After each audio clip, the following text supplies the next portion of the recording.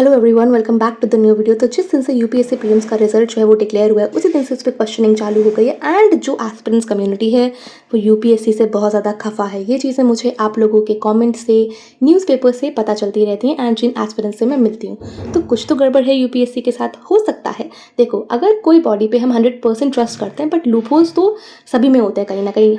कोई भी चीज़ 100% सही नहीं हो सकती, लूप होल्स तो कहीं ना कहीं सभी में होती हैं, बट यूपीएससी काफ़ी अकाउंटेबल बॉडी है एंड उस पर क्वेश्चनिंग करना कोई छोटी मोटी बात तो नहीं है। स्कैम है, रियलिटी है इस बार के प्रीलिम्स के रिजल्ट में, ये सारी चीज़ें देखो। आप लोग के कमेंट्स हैं, मैंने यहाँ पे सबको स्क्रीनशॉट लेकर के पेस्ट कर दिया है, देख सकते हैं आप। देखो यहाँ पे कुछ हाईलाइट कर रखे हैं, हाईलाइटेड कमेंट्स हैं। सारे कमेंट्स के बारे में हम लोग बात करेंगे। प्रतिभा सेतु, प्रतिभा पोर्टल क्या है, ये सारी चीज़ें भी हम लोग बात करेंगे। देखो, क्वेश्चन उठ रहे हैं, सवाल हो रहे हैं यूपीएससी से, तो कुछ तो गड़बड़ है यूपीएससी के साथ। चलो इस वीडियो को स्टार्ट करते हैं और जानते हैं कि यूपीएससी में रिफॉर्म्स की जो नीड है, जो यूपीएससी में जो रिफॉर्म्स की बात करते हैं हम लोग, तो क्या रिफॉर्म्स यूपीएससी में होने चाहिए, क्या ज़रूरत है, एक as per aspirants mindset UPSC में क्या बदलाव की ज़रूरत है, क्या एडिशन होना चाहिए यूपीएससी में। कुछ चीज़ें जो गलत हैं, जैसे कि आंसर की का रिलीज़ नहीं करना, 1 साल के बाद आंसर की रिलीज़ करना, कट ऑफ 1 साल के बाद जा करके बताना, ये सारी चीज़ें कुछ तो गलत लगती हैं, मुझे भी गलत लगती हैं। देखो, मैंने एग्ज़ाम नहीं दिया बट मुझे आप लोगों के लिए स्टैंड लेना तो बनता है, ठीक है। बहुत सारे बड़े बड़े कोचिंग इंस्टीट्यूट है, शायद वो इस पर आवाज़ नहीं उठा रहे, बट बहुत सारे लोग हैं जो आवाज़ उठा रहे हैं, जो काम कर रहे हैं, एंड मैं भी उनमें से शायद एक ही हूँ। तो चलिए स्टार्ट करते हैं वीडियो को without wasting any time, because this is necessary. तो स्कैम की क्या रियलिटी थी, क्या नहीं थी, वो हमें धीरे धीरे पता चल जाएगा। देखिए, इन्होंने कमेंट में मुझे बताया कि thousands of aspirants are raising concerns about the fairness of UPSC prelims. भाई, क्या क्या रीजंस हो सकते हैं इनके? रीजंस जो ये अमीशा गौतम जी हैं, इनके रीजंस मुझे बहुत रीजनेबल लगे कि हाँ, इस तरीके के जो रीजंस है वो हो सकते हैं कि यूपीएससी में भाई कुछ तो मतलब आपको रिफॉर्म्स की नीड है। पहला रीज़न जो इन्होंने दिया है, ये मैंने भी आपको वीडियोस में पहले ही बताया था कि अगर आप कोई स्टेट पीसीएस का भी एग्जाम देने जाते हो, जैसे कि यूपी पीसीएस में, मुझे मालूम है कि उसमें सील होती है क्वेश्चन पेपर पे। क्वेश्चन पेपर सील्ड होता है, आपको उसे ओपन करना पड़ता है, ठीक है। तो जो यूपीएससी का पेपर होता है उसमें किसी भी प्रकार की कोई भी सील नहीं होती। तो ऐसा क्यों है? आपको उसमें भी एक सील प्रोवाइड करानी चाहिए, ठीक है। तो ये एक कंसर्न है।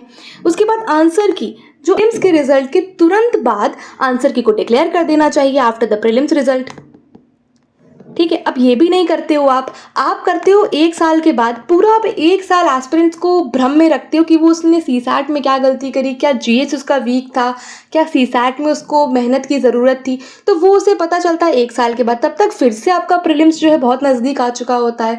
तो एस्पिरेंट को एक टाइम ही नहीं मिलता है कि वो अपनी गलतियों को एनालाइज कर पाए, अपने स्ट्रॉन्ग पॉइंट्स को, और आपके हिसाब से कितने क्वेश्चन आपने ड्रॉप करे, उनके सही आंसर क्या थे, ये भी उससे नहीं पता चल पाता है।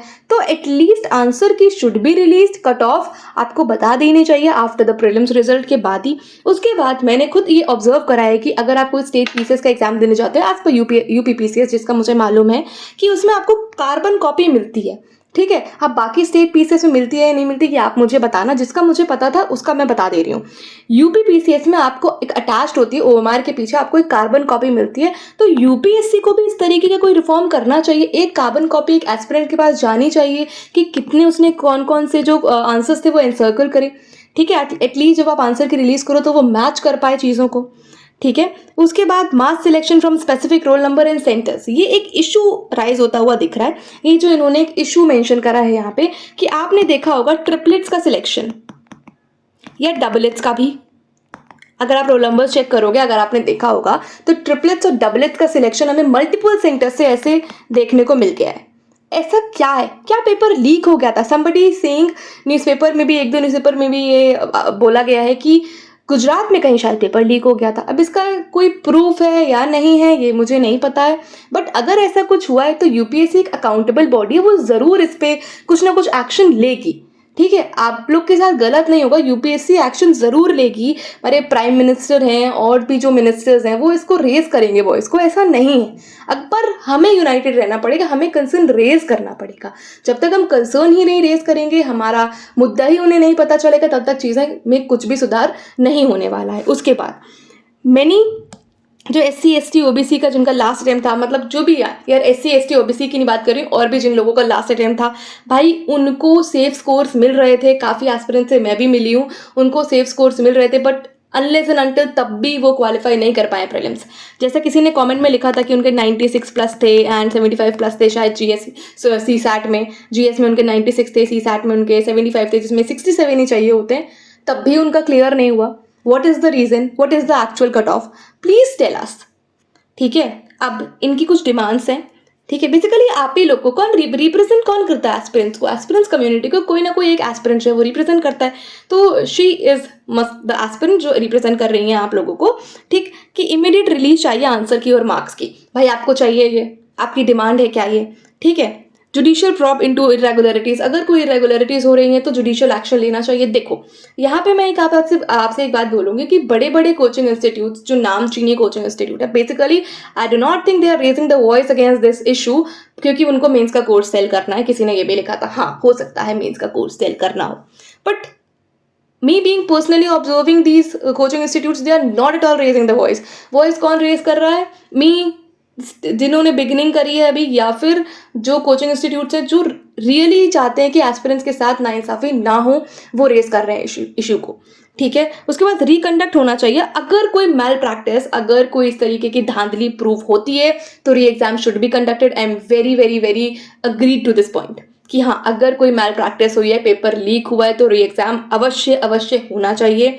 रिफॉर्म्स होना चाहिए यूपीएससी में, ट्रांसपेरेंट होनी चाहिए। देखो यूपीएससी एक अकाउंटेबल बॉडी, मैं हर बार बोलती हूँ हाँ अकाउंटेबल बॉडी है, बट ये सारी चीज़ों में उसे ट्रांसपेरेंट रहना चाहिए। क्या क्या वो मुद्दे हैं, एक बार मैं फिर से बोलूंगी कि भाई सील होनी चाहिए क्वेश्चन पेपर पे आंसर की, तुरंत प्रीलिम्स के रिजल्ट के बाद आप डिक्लेयर कर दो, घोषित कर दो उसे, कार्बन कॉपी आपको देनी चाहिए एस्पिरेंट की। ठीक है, और जो एज रिलैक्सेशन का भी कुछ मुद्दा कुछ लोग उठाना चाह रहे थे कि भाई जब आपने एक दे रखा है कि आप इतने 32 तक एज तक इतना दे सकते हो, ठीक है 32 तक एज या 36 जो भी एज है, ठीक है वहां तक आप दे सकते हो, तो आपने वो क्यों रख रखा है, नंबर ऑफ अटेम्प्ट्स क्यों दे रखे हैं?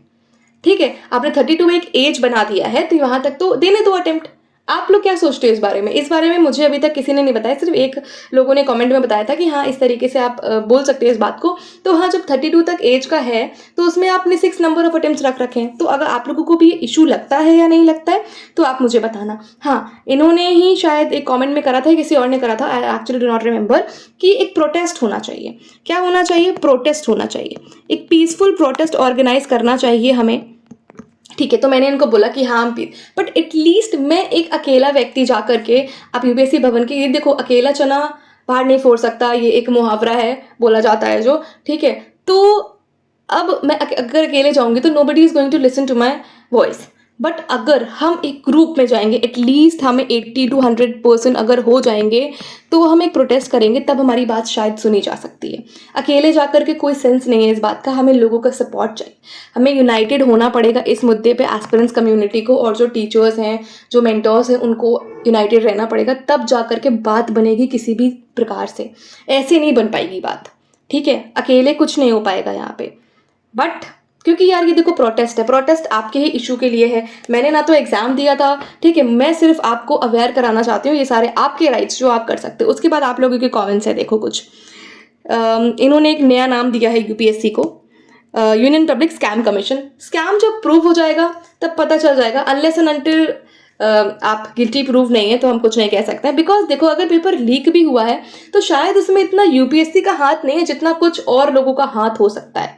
क्योंकि देखो अभी हम जानते हैं कि यूपी आरओ एंड आरओ का पेपर लीक हो गया था, तो चीफ मिनिस्टर ने, आयोग ने एक्शन लिया, तो जुलाई में एग्जाम कंडक्ट कराया जाएगा, ठीक है। तो अगर कुछ गड़बड़ पकड़ी जाती है तो आयोग हो, प्राइम मिनिस्टर हो, चीफ मिनिस्टर हो, वो एक्शन लेते हैं। ट्रस्ट दीज पर्सनालिटीज, वो एक्शन लेंगे अगर कुछ प्रूव होता है तो, ठीक है। उसके बाद देखो ये बता रहे हैं कि डिस्पाइट इनके 90+ आ रहे हैं, वेरियस कोचिंग इंस्टीट्यूट से इन्होंने मैच करी अपने आंसर की, तो आ रहे हैं, बट कोई इनको रिजल्ट नहीं मिला, इनका सिलेक्शन नहीं हुआ प्रीलिम्स में, ठीक है। ये बोल रहे हैं कि सुप्रीम कोर्ट में अगर डालते हैं तो देखो मैं तो डाल दूंगी अपनी साइड से, आप लोगों को भी इसमें साथ देना पड़ेगा मेरा, आप लोगों का सपोर्ट इज नीडेड, ठीक है। फिर काफ़ी लोगों का ये पॉइंट है कि री एग्जाम होना चाहिए, री एग्जाम कंडक्ट होना चाहिए, रिलीज होनी चाहिए आंसर की, ये तो मैं भी बोलती हूँ यार, रिलीज कर दो आंसर की यार, टेक 5 to 7 डेज का time and release the answer की, ठीक है। प्रीलिम्स आपने 11 तारीख को दिया, आज 20 तारीख हो गई है, आंसर की रिलीज करो, अब तक तो कर सकते हो, ठीक है। इनका मैसेज आया था कि भाई मेंस का कोर्स सेल कर रहे हैं, हाँ यार ये तो मैं बोल रही हूँ, शायद उनको एस्पिरेंट्स के मुद्दे के बारे में नहीं पढ़ा है या जो भी चीज़ है, आई कैन नॉट टेल, ठीक है। बट मेंस का कोर्स सेल कर रहे हो, यहाँ पे जो लोग फेल हो गए, जिनके साथ नाइंसाफी हुई है, व्हाट अबाउट देम? ठीक है। तो उसके बाद कुछ लोगों ने, हाँ, एक कमेंट मुझे ये भी देखने को मिला था कि आप अगर चेक करोगे लिस्ट में तो आपको भाई वाला सरनेम बहुत मिल रहा है।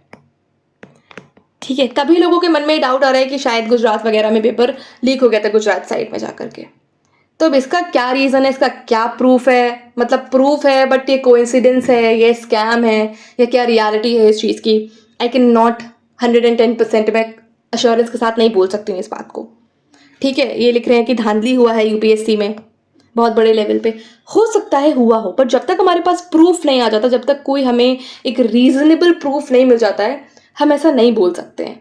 ठीक है, हम बोल सकते हैं, हम कुछ भी बोल सकते हैं, we live in a democratic country, हम कुछ भी बोल सकते हैं। ब्लेम करना इज वेरी इजी, किसी भी ऑर्गेनाइजेशन पे ब्लेम करना इज बहुत ईजी, बट सेम टाइम मैं ये बोलूँगी कि हाँ, something is fishy in this years result, कुछ तो गड़बड़ हुआ है इस साल के रिजल्ट में, बट क्या नहीं बोला जा सकता है। रिफॉर्म्स की नीड है यूपीएससी में, हाँ नीड है यूपीएससी में। ठीक है, इफ़ यू फॉलो मिस्टर जो वो है, कौन बोलते हैं, चेयरपर्सन ऑफ यूपीएससी, उनका LinkedIn account if you follow, तो उसका पिक्चर में लगाना भूल गई, बट यू कैन चेक। तो उन्होंने कुछ एज रिलैक्सेशन के बारे में उसमें बात करी है। हाँ, यूपीएससी ने एक बहुत अच्छा एक्शन ज़रूर लिया है प्रतिभा पोर्टल के थ्रू। क्या? प्रतिभा पोर्टल, आप लोगों को पता है इसके बारे में, प्रतिभा पोर्टल के बारे में, प्रतिभा पोर्टल के बारे में?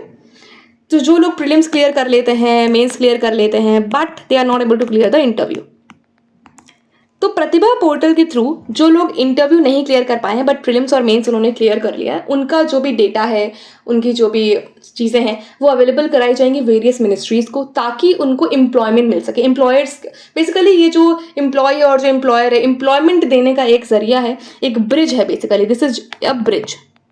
सेतु है Pratibha Setu, Pratibha portal Pratibha Setu, this is a bridge, जो कि भाई एक ब्रिज जो गैप हो रहा है, जो लोग मेंस भी क्लियर कर लेते हैं और इंटरव्यू नहीं क्लियर कर पाते हैं अनफॉर्चुनेटली, तो उनके बीच में उनको एम्प्लॉयमेंट देने का एक जरिया, ताकि मिनिस्ट्रीज को, पीएसयूज को पता चल पाए कि हाँ they are open to employment. ठीक है, तो कुछ अच्छे काम भी हैं, अच्छे काम तो बहुत है, बट अगर कुछ भी एक चीज़ गड़बड़ हो जाती है ना, तो काफ़ी लोगों के साथ नाइंसाफ़ी हो जाती है। तो कुछ तो नाइंसाफ़ी हुई है, कुछ तो गड़बड़ हुआ है। वी कैन क्वेश्चन यूपीएससी, हम कर सकते हैं क्वेश्चन यूपीएससी को, and UPSC have to answer our questions, but अगर सब लोग मिलकर के आवाज़ उठाएंगे तभी ये पॉसिबल है, नहीं तो ये चीज़ पॉसिबल नहीं हो पाएगी। तो मैं सोच रही हूँ कि एक टेलीग्राम चैनल बनाने का, टेलीग्राम डिस्कशन ग्रुप बनाने का, जिसमें आप लोगों की अगर कुछ और भी क्वेरीज है तो मैं इकट्ठे उठा पाऊँ। ठीक है, बिकॉज अगर अलग अलग मुझे एक दिन एक क्वेरी ऐसे पता चल पाएगी तो नहीं हो पाएगा। तो अगर आप लोग बताते हो कि इस तरीके का टेलीग्राम डिस्कशन ग्रुप बना देना चाहिए, तो मैं उसका भी कुछ करूँगी। नहीं तो आप कमेंट्स बताओ, नहीं तो कमेंट में आप मुझे बताओ कि कितना क्या प्रॉब्लम है, आप एक्चुअली क्या प्रॉब्लम फेस कर रहे हो, एंड इसके अलावा भी अगर आप कोई रिफॉर्म्स चाहते हो यूपीएससी से, तो वो क्या रिफॉर्म्स हो सकते हैं। ठीक है, तो आप देखो, हर किसी के मन में इनोवेटिव आइडियाज़ आते हैं, कुछ भी आते हैं, तो कई सारे मिनिस्टर्स हैं जो इस वॉइस को रेस कर रहे हैं, कई सारे और भी लोग हैं जिनको मैं फॉलो करती हूँ। ठीक है, तो वो अगर ऐसा कुछ काम करे तो मैं उनके साथ जुड़ी हुई हूँ इन सम वे और दी अदर। ठीक है, तो अगर मैं उनको बताऊंगी तो वो जाकर के एक बड़े लेवल पे वॉइस रेस करेंगे। ठीक है, तो यहीं तक था ये वीडियो, ये सारी चीज़ें थी। आपके कमेंट्स बहुत वैल्यूएबल होते हैं मेरे लिए, आप लोग इसी तरीके के कमेंट्स करके मुझे अपनी बातें बता सकते हैं, एंड मैं जितना हो पाएगा मेरे से मैं उतना कर पाऊंगी। देखो, कुछ लोग बोल रहे हैं कि सब चीज़ ठीक है, वो क्यों बोल रहे हैं, क्या रीज़न है उसके पीछे, मुझे नहीं पता। कुछ लोग बोलते हैं कि यार ऐसे ही है ये लोग तो, बट अगर एक कम्युनिटी आवाज़ उठा रही है तो कुछ तो गड़बड़ है। ठीक है, तो हमें अपने लिए आवाज़ उठानी पड़ेगी, क्योंकि हम नहीं उठाएंगे तो हमारे लिए आवाज़ कोई नहीं उठाएगा। ठीक है, कोई दूसरा हमारे लिए आवाज़ बिल्कुल नहीं उठाएगा, ये तो बात सुन लो, आज भी, आगे भी और कभी भी। हमें अगर अपने साथ गलती हुई है, मतलब हमारे साथ गलत हुआ है, तो आवाज़ हमें ही उठानी पड़ेगी। Nobody is going to stand up for us. ठीक है, मिलेंगे आप लोगों से नेक्स्ट वीडियो में। अगर आप लोगों को वीडियोस पसंद आते हैं तो आप सब्सक्राइब कर सकते हैं चैनल को, शेयर कर सकते हैं अपने फ्रेंड्स के साथ, और टेलीग्राम चैनल ज्वाइन कर सकते हैं जिसका लिंक डिस्क्रिप्शन बॉक्स में है, और कमेंट में भी मैंने पिन कर दिया है। और अगर आपको किसी भी तरीके की कोई प्रॉब्लम है सिलेबस को लेकर के, ईच एंड एवरीथिंग को लेकर के, तो I am there with you, और इस इशू में तो मैं आपके साथ ज़रूर से खड़ी हुई हूँ। कोई भी अगर आप प्रॉब्लम फेस करते हैं तो you can comment down, and मिलेंगे आप लोगों से नेक्स्ट वीडियो में, जो भी अपडेट होती रहेगी। Till then bye bye, and आवाज़ उठाओ, क्योंकि कोई तुम्हारे लिए खड़ा नहीं होने वाला at the end of the day. Bye.